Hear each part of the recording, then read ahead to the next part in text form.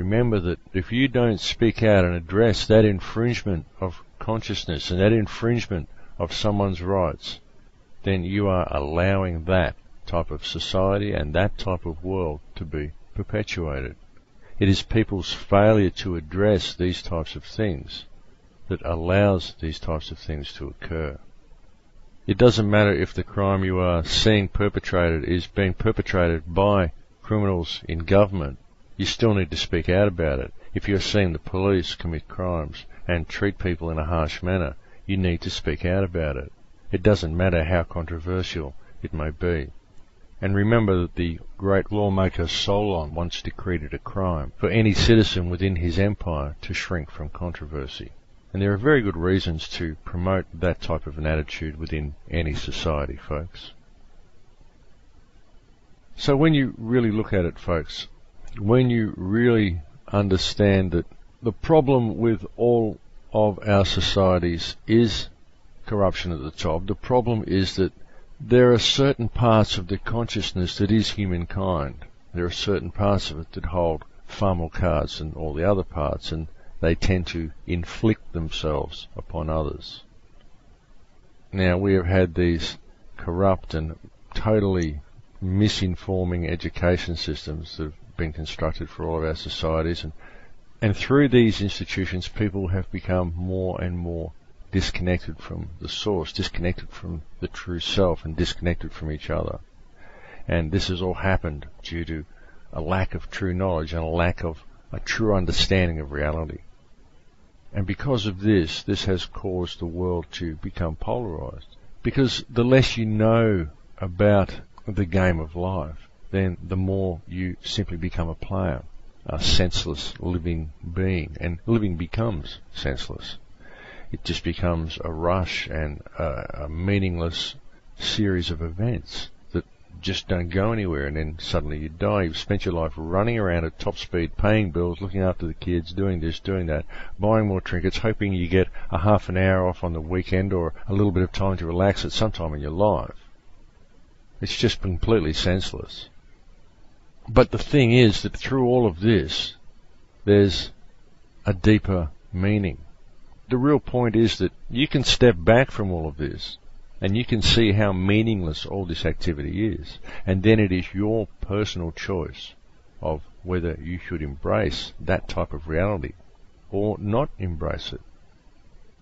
I've said to you before that in all of the negative things that we see, in all of the negative things that are abundant in our society, this is life itself providing us with the tools to completely destroy our lives, or allow our lives to be destroyed.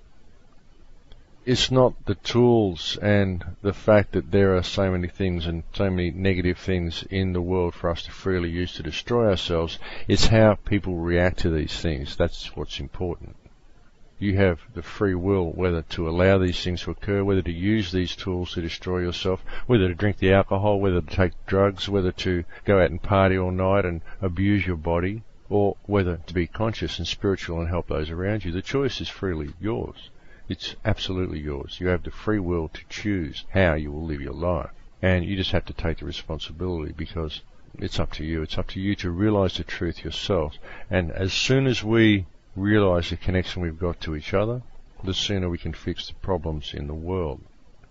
And our failure to do this, as I've also said to you before, our failure to act in a state of empathy and compassion to others will be the cause of all of our future pain, and any pain we might experience in this life or after this life. The empathy and the compassion that you withhold is the burden that you carry. And it has always, and it will always be this way. So who is really responsible for the state of the world today? Is it the Rothschilds? Is it the banking dynasties? Is it the criminal governments? Sure, there are a bunch of megalomaniacal criminals, but are they really responsible? The reality is that we, as a society, live in a virtually hypnotized and semi-comatose state. The reality is that we as a society have given our free will consent to allow the planet to be reduced to the state that it is in today. And we have done this through our passive allowance of the perpetuation of evil, crime and corruption all around us and at the highest and most deepest levels of our societies. We have done this ourselves. We've swallowed anything that's been offered to us by our government. We've failed to address all of the major situations that have been going on in the world. We've got to a state of living merely to indulge ourselves. Most people in modern societies saturate and pollute their mind with whatever is served up for them on television, and they're quite addicted to television. They believe that the television reality is actually reality. They believe that what they see on TV is real, and that the television version of the world is actually what's going on. They support a lot of the wars. They think that the people that are being bombed into oblivion in other countries and the amount of global pollution that's occurring from depleted uranium and the theft of global resources is all being done to protect freedom. They spend their time consuming violence. They wallow in greed, hatred, selfishness. They thrive on incessant bad news and fear and terror. This is the type of energy that they are used to living in, and this is the type of energy that they now crave every day. One might wonder when the last time was that any of these people stopped and thought of something beautiful, thought of something pure. If it is true that the planet is in the state it is in because of our collective thoughts about it, those who do not act to affect positive change are therefore complicit. Staying in a state of inaction in the face of an atrocity, in the face of the abuse of someone else, when you look the other way, when you see an injustice, your thought at the subconscious level of creation, on a subconscious level of service to the creation for the Creator, your thought is your allowance of these things to occur. And in so doing, you are serving the wrong purpose. Those who think violent thoughts against those whom they perceive to be the rulers of this world, be careful what you wish for, because all thoughts are creative. I know I've said a lot of this to you before, but you need to be good to yourself and you need to be good to others. You need to cultivate genuine love, a genuine love for life. Choose to serve others. When you're waking people up, I've said this to you a myriad of times, when you're attempting to wake people up to the reality of the world and the reality of the situation, don't do it out of fear. Don't do it because you're worried about the future. Do it because you love these people, or even the most negative. None of them are what you would call evil. They are all polarized, and it's necessary for them to be polarized. It's necessary for them to be that way because this is the way the consciousness learns. No one can learn to become more positive unless they start off in a negative state. And every energy creates another anyway that is opposed to it in its polarization and equal to it in its strength. So for the most polarized person you see, the most negatively polarized person you see, there will be another created that is just as powerful and has an equal and opposite energy. So be good to yourself, folks, and be good to other people. Cultivate love.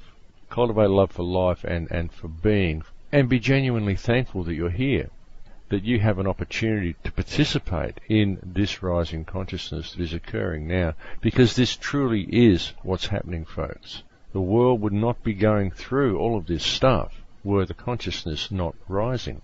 This is simply how it occurs. But this rising consciousness and what it provides needs to be looked at from all perspectives, and it needs to be embraced in all its possible manifestations. And what I'm saying here is that it's all very well to embrace positive thoughts, and we should embrace these positive thoughts. We should immerse ourselves in these positive thoughts. But thought without action will never achieve anything. We also need positive action. We can stand up against all of this corruption that is occurring within our governments and within our whole society. We can stand up and peacefully address this corruption. That's the thing. We can address this corruption without hate in our hearts for the perpetrators, because if we have hate in our hearts, hate will lead to polarization, it will lead to violence. And we can address this peacefully by addressing it with love in our hearts. We may not love the perpetrators at first. Many of the people listening to this show may find it very difficult to find any love in their hearts for these people at first. But they can still rise up against these people without being in a center of hatred. They can rise up against these people because they have love in their heart for themselves, for the people around them, for their children. They have love in their heart for the world. They have love in their heart for what is right. That is the attitude that needs to be embraced. That is the energy stance that is needed to truly address this problem. It cannot be addressed with violence. A peaceful revolution has never been achieved in the history of the world because people have always had anger in their hearts.